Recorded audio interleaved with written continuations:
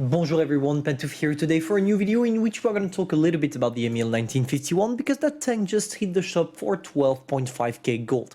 And we're going to ask ourselves, is it really worth it to buy this tank when you have an Object 252 at 8.5k gold, therefore 4,000 gold cheaper? If there was no Object 252 in the store, I would tell you it's quite expensive, but the tank could be worth it as long as you know what you're doing. But regarding the fact that there is the Object 252, definitely go for this one instead of the Emil. But if you are really stubborn and you really want to get your hands on the Emil, let's get into the review. So basically what you need to understand about this tank is it's a premium version of the Emil 1, but I wouldn't say a worse or better version. It has its differences when you compare it to the Emil 1, but I feel this one more enjoyable, at least in my opinion, than the traditional Emil for multiple points that we're going to talk about in this video. The first thing you need to understand is that the Emil 1 has the best improved engine power boost, and it's extremely important to play that tank using the power boost. But unlike the Emil, you don't have this one, the fire one, the special one. On this one you have the traditional, which is less effective than the one you have on the Emil. Don't worry, it's not necessarily a problem, but it will affect a little bit your mobility on the battlefield. But to counter that, you have an amazing gun. What I mean by that is the DPM is not necessarily the best, only 2000, but still for tier 8 it's defendable. But the gun dispersion, the reload time and the alpha damage are quite good. It will take you 6 seconds in total to unleash your whole clip. And yeah, concerning the penetration, shell in magazine, etc., you have everything you need. 3 shells, 310 alpha damage, 930 total burst for a total of 6 seconds to be able to unleash all your shells. For the rest, 10 degrees of gun depression. Now you understand this is the kind of tanks you want to use in all down. That's what works the best with it. But even if you don't worry, I have still some good news for you. That tank is capable of doing such a good move, even if you're not necessarily in all down. Now, one thing to understand about it is possibly how to equip it on one or two things. First, calibrated shell. It's forced to get this because otherwise you're going to struggle a little bit penetrating your targets. For the rest, it's all up to you.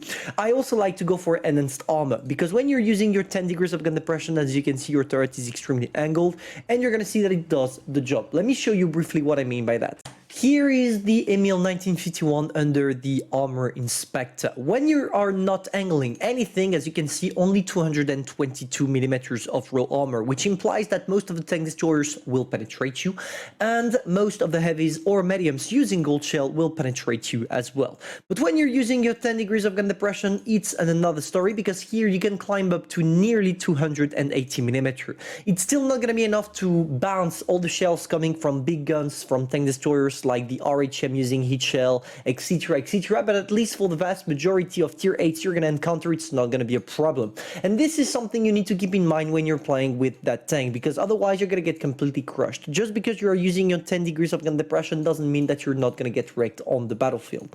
For the rest, this part is impenetrable because it's way too angled, and if you don't angle anything and you're in front of the tank, it's still penetrable as well.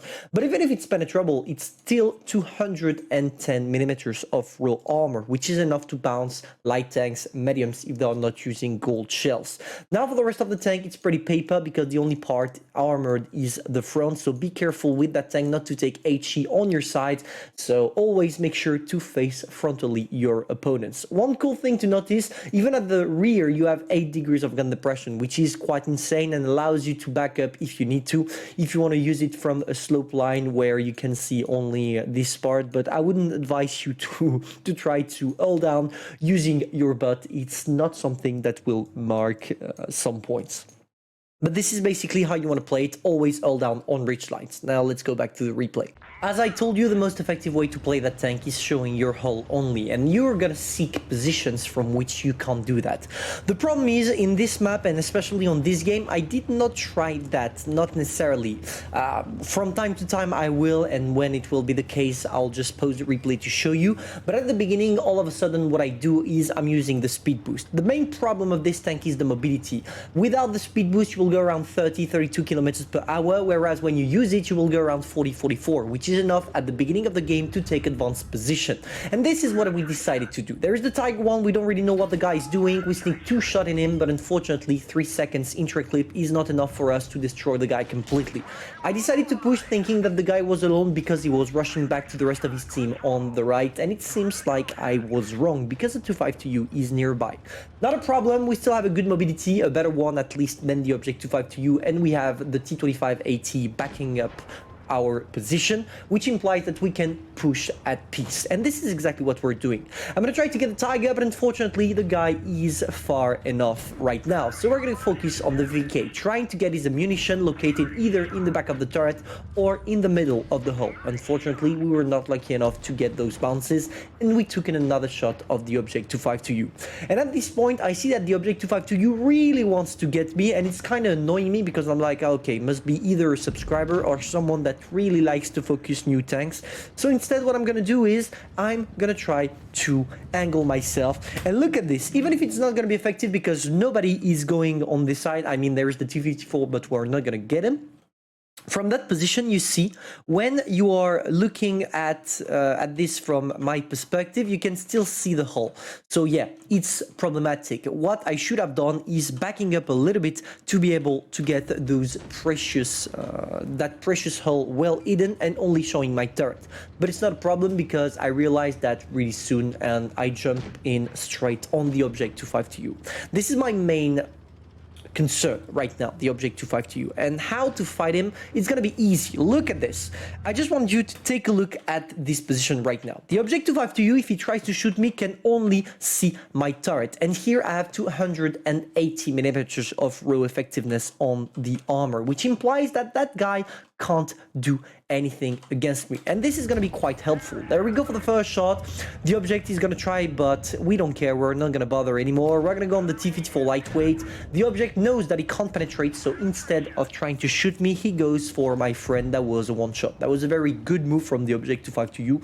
Always try to focus low life targets because it's always one gun cancelled.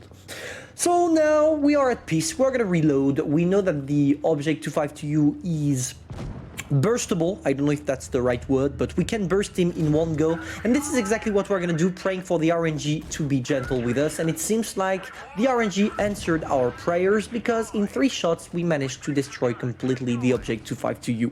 And this is one of the really interesting things about the Emil 1951, its bursting ability. I really love being able to do these kind of things because you can push tanks that have more hit points than the traditional tank you would push with. For example, if I have a T-34, I wouldn't have pushed the Object 252 because I would have been able to kill him in 3 shots instead of only 1, whereas here, using an autoloader, it's quite easy for me to do the job.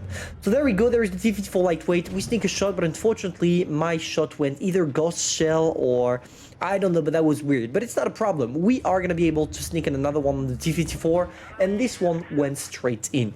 So now we only have to deal with the T-54 if he kills the Smasher. I reload just in case the T-54 managed to kill the Smasher and escape, but the Smasher did his job. We only got 1 kill and 3.6k damage, but hey, at least we had a good game, and you do quite a lot of credits with that tank. Here I did quite a lot because I was using, I'm going to show you, an epic credit boosters. That's usually what I use when I'm playing premiums, but otherwise, even if you don't have a good credit booster, an epic credit booster, you are still going to do quite a lot of damage and credits using that tank. And yeah, I'm not gonna lie, it's a really fun tank, and I love playing my Emil 1951. I wouldn't consider it OP, but a very good tank as long as you know what you're doing, and it's extremely family friendly because all you have to do is hiding the lower part of your hull and only show your turret. If you do that, you are set up on the battlefield, but just be careful from time to time. Learn the penetration of tank destroyer to avoid being surprised by by a 560 alpha damage heat shell straight into your turret, because you will not be able to bounce them. Hopefully you enjoyed, guys. Now you know if you want to buy or not the Emil 1951, and I'm gonna see you soon for a new video concerning something quite juicy about leaks, probably in the afternoon. So meet me at 16, maybe 17. I'll see. So yeah.